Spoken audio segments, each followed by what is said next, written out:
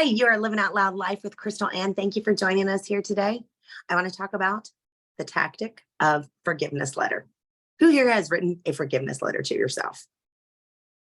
I did. I thought it was the stupidest thing in the world when I first heard it. I was like, one, why am I going to go back and write a forgiveness letter? And two, I was like, I don't forgive myself. I could finally forgive a whole lot of people in my life as I went on and I developed more of who I was and I knew who I was. And then I kind of respected that with other people. And I was like, of course I can forgive you. But myself, that was the hardest part.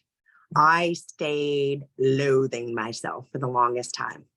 And then one day I started looking back and I was like, maybe it's time. Let's really dig deep into that forgiveness letter. Now, again, I thought it was the stupidest thing. But I want you to know when I finally did that, when I went back to the her in me, and by the way, everybody's got a her in them.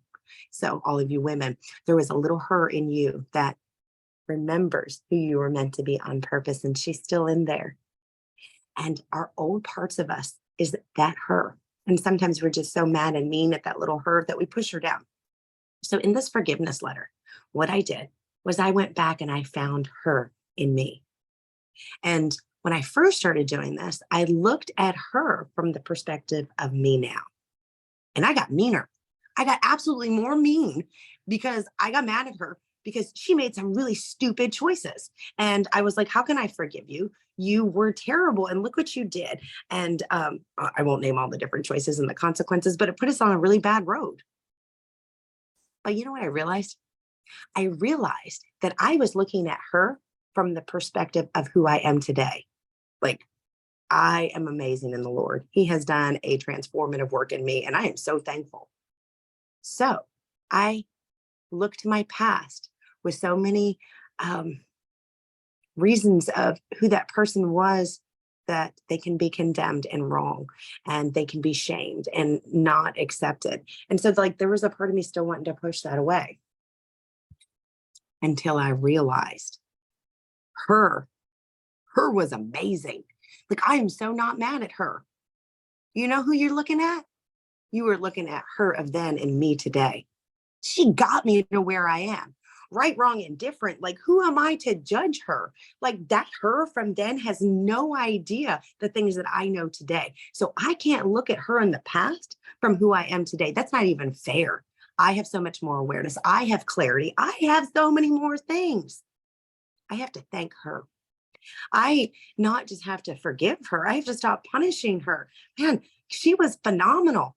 She got me to where I am today. I am so thankful in love with the her of yesterday because she made the absolute best choices that she could. She survived. She got through. She figured it out, and it is amazing. And I am so thankful for her. That is a game changer. That is a flip the switch. When I look back in any old memory now, I know her did the best she can and could. And the reason I do is because I'm looking at her from now.